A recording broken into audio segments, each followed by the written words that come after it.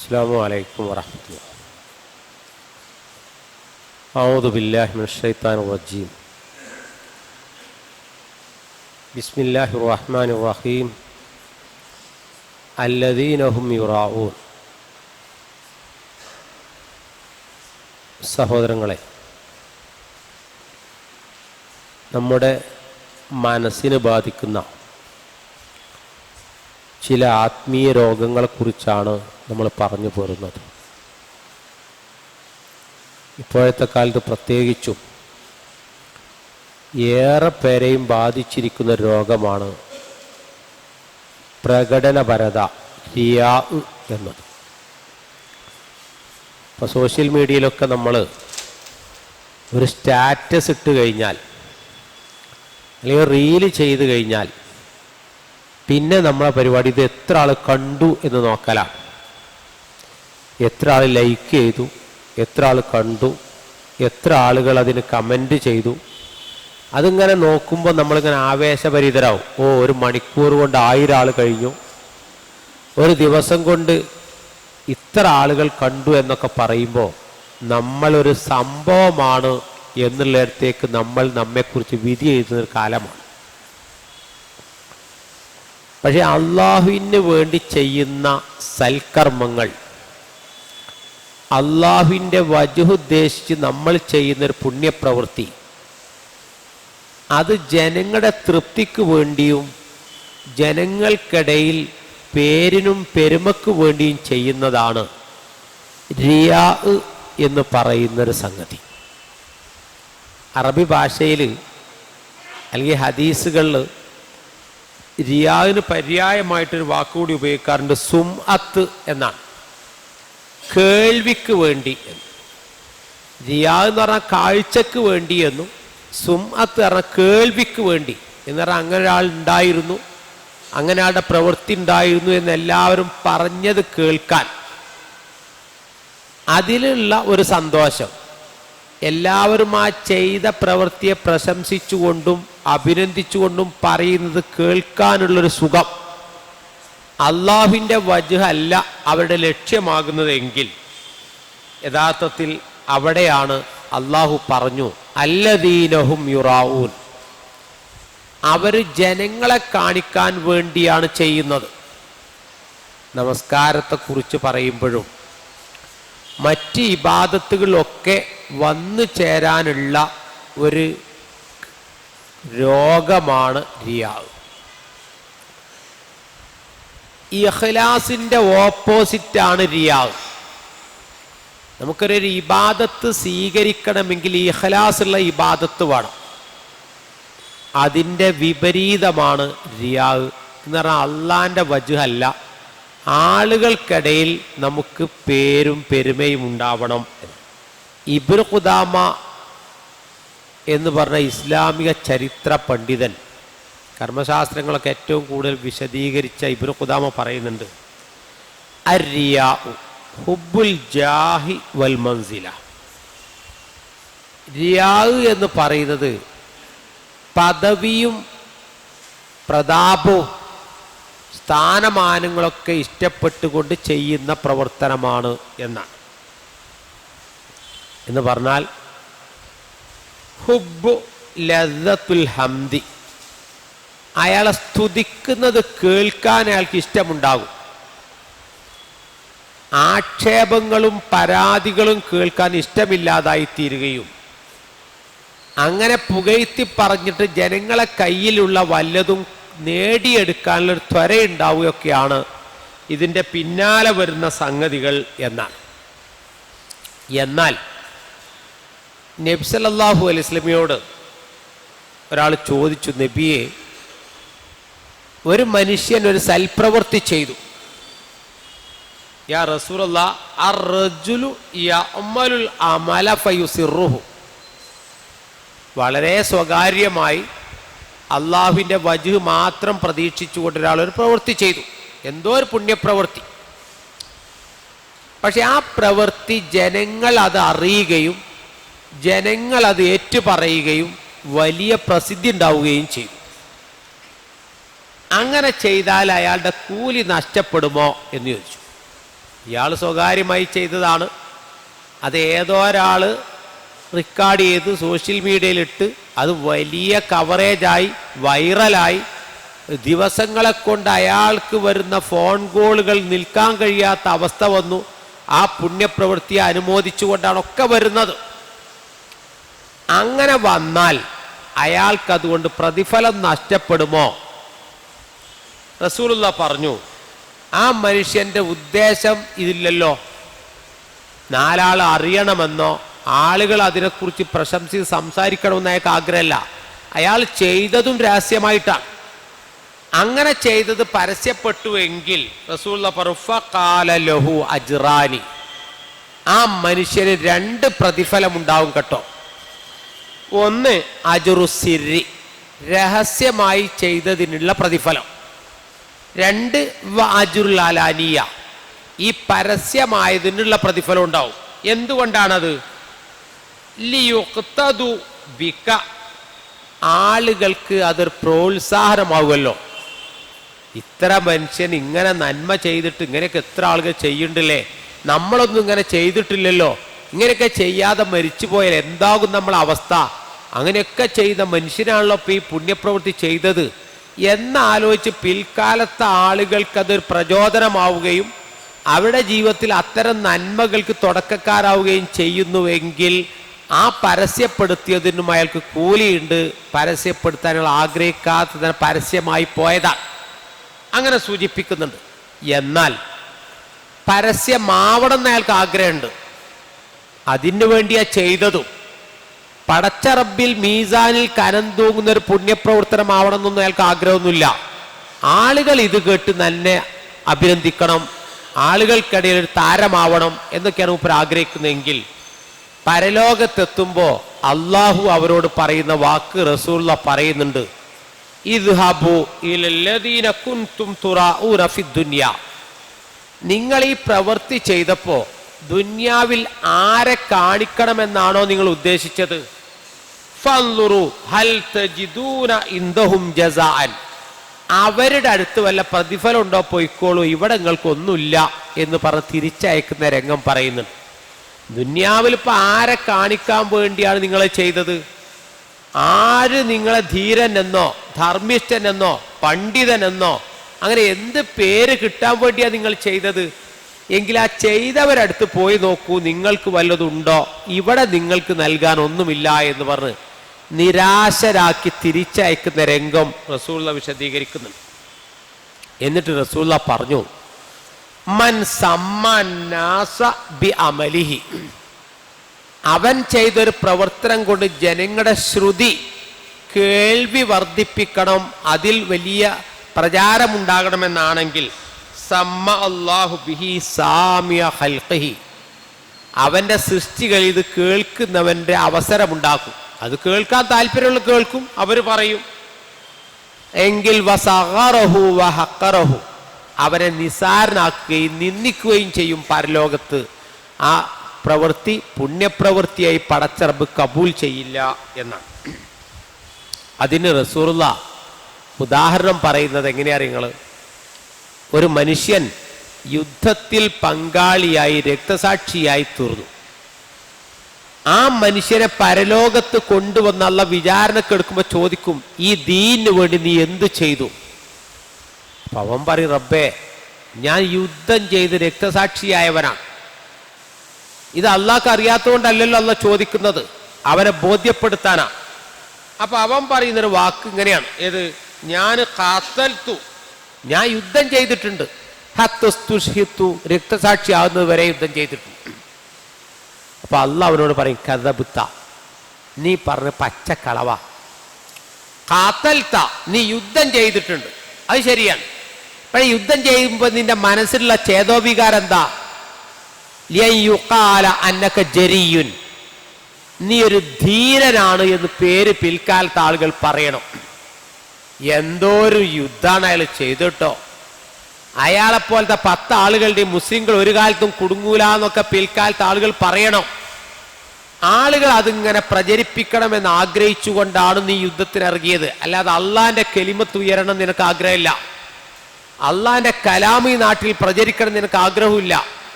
എന്ന് പറഞ്ഞ മനുഷ്യരെ നരകത്തിലേക്ക് എടുത്തെറിയുന്നത് റസൂലുള്ള വിശദീകരിക്കുന്നുണ്ട്. രണ്ടാമത് പറയുന്നുണ്ട്, മതപണ്ഡിതനെ ഹാജരാക്കും. ആ മതപണ്ഡിതനോട് ചോദിക്കുമ്പോൾ അവനും പറയും, ഞാൻ ദീൻ പഠിച്ച് ആളുകളെ വയല് പറഞ്ഞ് നന്നാക്കിയ ആളാണ്. അതിന് പറയുന്ന മറുപടി, നീ നല്ല ഓത്തുകാരനാണെന്നും നല്ലൊരു പണ്ഡിതനാണെന്നും കാര്യവും ആലിമും, അങ്ങനെ ഹദീസിൽ വന്ന വാക്ക്, നല്ല എന്താ ഓത്തിട്ടോ, സമയം പോയതറിയില്ല, എത്ര നിന്നാലും മൂപ്പര ഓത്ത് മടുക്കൂല എന്ന ആളുകൾ പറയണമെന്ന ഓതുമ്പോ മൂപ്പര നീയത്ത്. അതുപോലെ മൂപ്പര് എന്താ ഏത് വിഷയത്തെക്കുറിച്ച് ചോദിച്ചാൽ ഒരു സംശയമില്ലല്ലോ മൂപ്പർക്ക്, എന്തൊരു നല്ല പണ്ഡിതൻ. അങ്ങനെ ആളുകൾ പറയണമെന്നയാൾ ആഗ്രഹമാണ്. ആളുകൾ അങ്ങനെ പറയുന്നതിനേക്ക് കുഴപ്പമില്ല, പക്ഷെ അയാളെ നീയത്ത് അങ്ങനെയാണെങ്കിലോ ആ കാരണം കൊണ്ടും ആ പണ്ഡിതൻ നരകത്തിലേക്ക് വലിച്ചെറിയും എന്ന് റസൂലുള്ള വിശദീകരിക്കുന്നു. മൂന്നാമത്തത്, അള്ളാഹുവിൻ്റെ മാർഗത്തിൽ സമ്പത്ത് ചെലവഴിച്ചൊരു മനുഷ്യനാണ്. അവരോടും ചോദിക്കും, അപ്പം അവൻ പറയും, ഞാൻ ഇങ്ങനെ എൻ്റെ സമ്പത്ത് കുറേ ധർമ്മം ചെയ്ത ആളാണല്ലോ. അള്ളാഹ് പറയും, ധർമ്മം ചെയ്തു എന്നത് വസ്തുതയാണ്, പക്ഷെ അള്ളാഹുവിൻ്റെ വജ്ഹല്ല നീ ഉദ്ദേശിച്ചത്. ലിയുഖാല ജവാദുൻ, ഔദാര്യവാനാണ്, അയാള് കണക്ക് നോക്കാതെ ചെലവഴിക്കുന്നവനാണ് എന്ന ആളുകൾ നിന്നെക്കുറിച്ച് പുകഴ്ത്തി പറയണമെന്ന് ആഗ്രഹിച്ചിട്ടാണ് നീ കൊടുത്തത്. അതുകൊണ്ട് നിനക്ക് ഈ വിഷയത്തിൽ എന്തില്ല, പ്രതിഫലമില്ല, നരകമല്ലാതെ എന്ന് പറഞ്ഞവനെ നരകത്തിലേക്ക് വലിച്ചെറിയുന്നതും റസൂലുള്ള വിശദീകരിക്കുന്നുണ്ട്. അപ്പോ നമുക്ക് തോന്നും, എന്തിലാണ് ഈ റിയാവ് വരിക? എല്ലാറ്റിലും വരും റിയാവ്. റസൂലുള്ള നിസ്കാരത്തിൽ വരെ വരും. അത് റസൂലുള്ള പറയാൻ എങ്ങനെയാണെങ്കിൽ, ഒരാൾ നിസ്കരിക്കുകയാണ്, ആ നിസ്കരിക്കുന്ന സമയത്ത് ഒന്ന് രണ്ടാൾ മൂപ്പര നിസ്കാരങ്ങൾ നോക്കിയിരിക്കുന്നുണ്ട്. ഓ നിസ്കരിക്കണോ, സുജൂദ് ചെയ്യണോ, ഓൻ ഇബാദത്തും ഓന്റെ പ്രാർത്ഥനകളൊക്കെ ഇങ്ങ് നോക്കുമ്പോൾ ലിയുസയ്യിന സലാത്തുഹു ലിമാ യറാ മിൻ നളിരി റജുലി, ഒരു മനുഷ്യൻ നോക്കുന്നുണ്ട് എന്നറിഞ്ഞപ്പോ മൂപ്പര് നിസ്കാരം ഒന്നും കൂടി ഭംഗിയാക്കി, സുജൂദൊക്കെ കുറച്ച് നേരം കൂട്ടി, അത്തയ്യാത്തൊക്കെ ശരിക്ക് വിരലൊക്കെ മടക്കേണ്ട പോലെ മടക്കി. മറ്റേ മൗലവിയൊക്കെ ആയിട്ട് മൂപ്പരും വിരലൊന്നും മടക്കിയിട്ടില്ലല്ലോ എന്ന് പറയുമോന്ന് പേടിച്ചിട്ടാണ് മൂപ്പര് മടക്കിയത്. അങ്ങനെ മടക്കി നിസ്കരിച്ചാൽ ആ നിസ്കാരം റിയായിലാണ് പെടുക എന്ന് റസൂലുള്ളാഹി ഓർമ്മപ്പെടുത്തിയത്. എന്നിട്ട് റസൂലുള്ളാഹി സ്വല്ലല്ലാഹു അലൈഹി വസല്ലം അബൂബക്കർ സിദ്ദീഖിനെ വിളിച്ചിട്ട് പറഞ്ഞു, അബൂബക്കറെ, ശിർക്ക് എന്ന് പറഞ്ഞ സംഗതി ഉണ്ടല്ലോ, ഇതൊരു ശിർക്കാണല്ലോ. സാധാരണ അള്ളാഹ് അല്ലാത്തവരെ കാണിക്കാൻ വേണ്ടി ചെയ്യുന്നത്, ഇത് നാട്ടുകാരെ കാണിക്കാനാണെന്നേ ഉള്ളൂ. അങ്ങനെ ചെയ്യുന്ന ഏത് ശിർക്കാണെങ്കിലും ഉറുമ്പരിച്ചു കയറുന്ന പോലെ മനുഷ്യന്റെ ജീവിതത്തിലേക്ക് ഇത് കയറും. പല രൂപത്തിലെ ഷോകൾ വന്നിട്ട്, പല രൂപത്തിലെ പ്രകടനപരതകൾ വന്നിട്ട് നമ്മുടെ ഇബാദത്തുകളെ അത് കളങ്കപ്പെടുത്തും എന്നർത്ഥം. എന്നിട്ട് റസൂലുള്ളാഹി പറഞ്ഞു, ഇങ്ങനെ പ്രാർത്ഥിച്ചവർക്കൊഴികെ, അല്ലാഹുമ്മ ഇന്നി അഊദു ബിക അൻ ഉശ്രിക ബിക വഅന അഅലമു, പടച്ചോനെ അറിഞ്ഞുകൊണ്ട് നിന്റെ വിഷയത്തിൽ ശിർക്ക് ചെയ്യുന്നതിനെ തൊട്ട് ഞാൻ നിന്നോട് രക്ഷ തേടുന്നു. മനഃപൂർവ്വം നിന്റെ വജ്ഹല്ലാതെ മറ്റാരുടെയും പ്രീതിയോ മറ്റാരുടെയും പൊരുത്തങ്ങളോ മറ്റാരുടെയും നല്ല വാക്കുകളോ കേൾക്കാൻ വേണ്ടി ഞാൻ ചെയ്യുന്ന ഇബാദത്തുകൾ ആവരുത്. അങ്ങനെ അറിഞ്ഞുകൊണ്ട് എൻ്റെ ജീവിതത്തിൽ ശിർക്ക് വരുന്നതിനെ തൊട്ട് ഞാൻ നിന്നോട് രക്ഷ തേടുന്നു. പിന്നെയോ വഅസ്തഗ്ഫിറുക ലിമാ ലാ അഅലമു, അറിയാതെ വല്ലതും സംഭവിച്ചു പോയിട്ടുണ്ട് എങ്കിൽ അതിന് ഞാൻ നിന്നോട് പാപമോചനം തേടുകയും ചെയ്യുന്നു എന്ന് പ്രാർത്ഥിക്കാൻ വരെ റസൂലുള്ളാഹി നമ്മോട് പറയുകയും ചെയ്തു. ഇപ്പോ റിയാവാവും. ഇപ്പോൾ ഷെയ്ഖ് ഉസൈമീനെ പോലുള്ള പണ്ഡിതന്മാരോട് ചോദിക്കുന്നുണ്ട്, ഇപ്പോൾ ഒരു വിശ്വാസിയായ മനുഷ്യർ പള്ളി ഉണ്ടാക്കി, അപ്പൊ ആ പള്ളിമേൽ അയാൾ മാർബിൾമേൽ എഴുതി വെച്ചോന്നില്ല, ഈ പള്ളി നിർമ്മിച്ച ഇന്ന ആളാണ്, ഇന്ന ആളുടെ പണം കൊണ്ടാണ് ഈ പള്ളി ഉണ്ടാക്കിയതൊന്നും സ്പോൺസർഡ് ബൈ ഒന്നും വെച്ചിട്ടില്ല. പക്ഷെ ആളുകൾ അറിയല്ലോ, ചിലപ്പോൾ ചോദിക്കുമല്ലോ ആരെ പള്ളി ഉണ്ടാക്കിയേ. അപ്പോൾ റിയാ ആവണ്ടെന്ന് കരുതിയിട്ട് ആളെ പേര് മാറ്റി പറയാൻ പറ്റുമോ എന്ന് ഷെയ്ഖ് ഹുസൈമിനോട് ചോദിക്കുന്നുണ്ട്. അപ്പം അയാളല്ല, ഇതൊരു വേറെ ആളാണ് ഉണ്ടാക്കിയത് പറയാൻ പറ്റുമോ? അതിന് ഹുസൈമീൻ പറ, പറയാൻ പറ്റൂല. ഞാനാണ് ആ പള്ളി ഉണ്ടാക്കിയെന്ന് പറഞ്ഞാൽ എനിക്കൊരു പേരും പെരുമയും ആവുമോ എന്ന് പേടിച്ചിട്ട് എന്ത് ചെയ്യുക, അതാരോ ഉണ്ടാക്കിയതാ പറയാൻ പറ്റില്ല. ഹുസൈമീൻ പറഞ്ഞ എന്താ നിങ്ങൾ, അത് മുസ്ലിങ്ങളിൽപ്പെട്ട ഒരു സഹോദരൻ ഉണ്ടാക്കിയതാണ് എന്ന് പറഞ്ഞോളൂ. മുസ്ലിങ്ങൾപ്പെട്ട ഒരു സഹോദരൻ, ഇയാൾ മുസ്ലിമാണല്ലോ, അതുകൊണ്ടാണ് ഇയാൾ ഉണ്ടാക്കി, ഇയാൾ നിയ്യത്ത് ഇയാളാണ്, പക്ഷേ പേര് പറഞ്ഞില്ല. മുസ്ലിങ്ങൾപ്പെട്ട ഒരു സഹോദരനാണ് ഈ പള്ളി ഉണ്ടാക്കിയത്, പേര് പറയാൻ ഇഷ്ടപ്പെടാത്തൊരു സഹോദരനാണ് എന്ന് പറഞ്ഞോളൂ, എന്നാലും കളവ് പറയണ്ട എന്ന് പറയുന്നു. അതുപോലെ തന്നെ ആളുകൾ ഇപ്പം എന്ത് കാണിച്ചു നോക്കൂ, വലിയ പാണ്ഡിത്യമൊന്നും ഇല്ല, പഴയ പണ്ഡിതന്മാർ ധരിക്കുന്ന സ്ഥാനവസ്ത്രങ്ങളും അങ്കികളും ഒക്കെ ധരിച്ച് നടക്കുക, അതും റിയാ ആണ്. ശരീരം നല്ലോണം മെലിയിപ്പിക്കുക, എന്തിന്? സുന്നത്ത് നോമ്പ് എടുത്തിട്ടേ ഇപ്പൊ തടിയൊക്കെ പറ്റ മെലിഞ്ഞ്, പണ്ടൊന്നും ഞാൻ നോമ്പെടുക്കല്ലേ അറിയിക്കാൻ വേണ്ടിയിട്ട് ഭക്ഷണത്തിൽ നല്ല കൺട്രോളിങ്, ഇതൊക്കെ ലോകത്ത് നടക്കുന്നുണ്ടാവും. പണ്ഡിതന്മാർ പറയാൻ അങ്ങനെ ചെയ്യുന്നത് റിയാ ആണ്. മെലിയിച്ചിട്ട് മാത്രം കാര്യമില്ല, അവനവൻ എന്ത് ഉദ്ദേശത്തിനാണ്. എന്നാൽ നമ്മളൊരു പുണ്യപ്രവൃത്തി സ്വകാര്യമായി ചെയ്തു ആളുകൾ അറിഞ്ഞാൽ, തിൽക ആജിലു ബുശ്റ അൽ മുഅ്മിൻ, ഒരു വിശ്വാസിക്ക് അള്ളാഹു ചെയ്യുന്ന ഒരു സന്തോഷ വാർത്തയാണ് എന്ന് റസൂലുള്ളാഹി വിശദീകരിക്കുകയും ചെയ്തു. അതോടൊപ്പം നമ്മുടെ മനസ്സിൽ അവശേഷിപ്പിക്കേണ്ട സംഗതി എന്താ? അബി ഉമാമ റളിയല്ലാഹു അൻഹു നബിയോട് വന്ന് ചോദിച്ചു, നബിയെ, ഒരു മനുഷ്യൻ ഒരാൾ യുദ്ധം ചെയ്തു, അള്ളാഹിന്റെ മാർഗത്തിൽ യുദ്ധം പോവാന്ന് പറഞ്ഞാൽ രക്തസാക്ഷിയാവാം, ഭാര്യ വിധവയാവാം, മക്കൾ എത്തീമാവാം, ജീവിതം പാതി വഴിയിൽ അവസാനിക്കുകയൊക്കെ ചെയ്യാലോ. യുദ്ധത്തിന് പോകുന്ന ഒരുത്തൻ, പക്ഷേ പോകുമ്പോൾ ഒരു 2 ലക്ഷ്യമുണ്ട്. ഒന്ന്, രക്തസാക്ഷിയായ കൂലി കിട്ടുമല്ലോ. 2, ആളുകൾ അയാളെക്കുറിച്ച് പറയണമെന്നുണ്ട്. അയാൾ പോന്നോണ്ട് നമുക്ക് യുദ്ധത്തിൽ നല്ലൊരു അവസ്ഥ ഉണ്ടായി, നല്ലൊരു അവസരം അയാൾ ഉപയോഗപ്പെടുത്തി, അയാളെക്കുറിച്ച് പിൽക്കാലങ്ങളിൽ യുദ്ധത്തിൽ പങ്കാളിയായത് ആളുകൾ പറയണമെന്ന് ആഗ്രഹമുണ്ട്, പടച്ചോൻ്റെ അടുത്ത് കൂലി കിട്ടണമെന്നും ആഗ്രഹമുണ്ട്. അങ്ങനെയാണെങ്കിൽ അയാൾക്ക് പ്രതിഫലം ഉണ്ടാകുമോ? റസൂലുള്ളാഹി സ്വല്ലല്ലാഹു അലൈഹി വസല്ലം ലാ ശൈഅ ലഹു, ഒരു കൂലി അവനുണ്ടാവില്ല. അള്ളാന്റെ അടുത്തുനിന്ന് കൂലി കിട്ടണമെന്ന് അയാൾക്ക് ആഗ്രഹമുണ്ട്, അതോടൊപ്പം പടപ്പുകൾ എടുത്തുനിന്ന് അതിനുള്ള പേരും പെരുമയും പ്രശസ്തിയും ഒക്കെ ഉണ്ടാവണം, അതും ആഗ്രഹമുണ്ട്. അപ്പൊ നബി ശരിക്ക് കേൾക്കാഞ്ഞിട്ടാണോ ഇത്? ഇയാൾ 2 വട്ടം ആവർത്തിച്ചു ചോദിച്ചു, നബിയെ, ഇയാൾക്ക് അള്ളാന്റെ അടുത്ത് പ്രതിഫലം ആഗ്രഹിക്കുന്നുണ്ട്, കൂട്ടത്തിൽ ജനങ്ങളിൽ നിന്ന് കീർത്തി ആഗ്രഹിക്കുന്നുണ്ട്. 3 വട്ടവും റസൂല പറഞ്ഞു ലാ ശൈഅ ലഹു, അവന് ഒരു പ്രതിഫലം ഇല്ലാന്നാണ്. എന്നിട്ട് റസൂല പറഞ്ഞു, ഇന്നല്ലാഹ ലാ യഖ്ബലു മിനൽ അമലി ഇല്ലാ മാ കാന ലഹു ഖാലിസൻ, അല്ലാഹ് ഒരാളുടെ അമലും സ്വീകരിക്കൂല അള്ളാന്റെ പ്രീതി മാത്രം ഉദ്ദേശിച്ചുകൊണ്ടല്ലാതെ, വബ്തുഗിയ ബിഹി വജ്ഹഹു, അള്ളാന്റെ പ്രീതി മാത്രം ആഗ്രഹിച്ചുകൊണ്ട് ചെയ്യുമ്പോഴേ അള്ളാഹ് അത് വരവ് വെക്കൂ, പ്രതിഫലം കിട്ടൂ എന്നാണ്. ഇനി പണ്ഡിതന്മാർ വിശദീകരിച്ചു. ഇപ്പൊ നമ്മളൊക്കെ ഇപ്പൊ ഇബാദത്ത് ചെയ്യുന്നുണ്ടല്ലോ, നമ്മളിൽ റിയാ ഉണ്ടോ? എങ്ങനെയാ നമ്മൾ അളന്നു നോക്കുക? പണ്ഡിതന്മാർ 3 കാരണങ്ങൾ പറഞ്ഞു. ഒന്ന്, അൽ കസ്ലു ഇൻദൽ വഹ്ദ, നമ്മൾ ഒറ്റക്ക് ചെയ്യുകയാണെങ്കിൽ ഒരു അലസഭാവത്തിൽ ചെയ്യും. എന്നാലോ വന്നശാത്തു അമാമന്നാസ്, ജനങ്ങൾക്കിടയിൽ വെച്ച് ചെയ്യുമ്പോൾ നല്ല ഉന്മേഷത്തോടെ ആയിരിക്കും. അപ്പൊ നമ്മളിപ്പോൾ നിങ്ങൾ ആലോചിച്ച് നോക്കും, ഒരാൾ ഒറ്റക്കൊരു പിരിവിന് റെസിപ്റ്റ് ആയിട്ട് ചെന്നാൽ കൊടുക്കുന്ന സംഖ്യയും ഒരു 10-15 ആളൊന്നായിട്ട് 2-3 കാറിലാണ് ചെന്ന് ഇറങ്ങി ഞങ്ങൾ പിരിവിന് വരിക അറിയുമ്പോൾ കൊടുക്കുന്ന സംഖ്യ ഒന്നായിരിക്കുമോ? സംഗതി പർപ്പസ് 2 ഒന്നാ. അതാ ഒറ്റക്കാവുമ്പോ അവ മൂപ്പരെന്നും കാണുന്ന ആളല്ലേ, ഒരു 500 ഉറുപ്പിക എടുത്ത് വിടാം. പക്ഷേ വരുന്നത് കുറെ VIP-കളാണ്, ഓലെ മുമ്പിൽ 500 കൊടുക്കാൻ കഴിയില്ലല്ലോ. എങ്ങനെ 500 കൊടുക്കുക? ഓലെന്ത് വിചാരിക്കും? റസൂൽ റിയാ ആണോ അല്ലേ എന്നറിയാനുള്ള വഴി, ഒറ്റക്കാകുമ്പോൾ അലസഭാവത്തിലും ആളുകൾക്ക് മുമ്പിലാകുമ്പോൾ ആവേശത്തോടു കൂടിയും ചെയ്യും.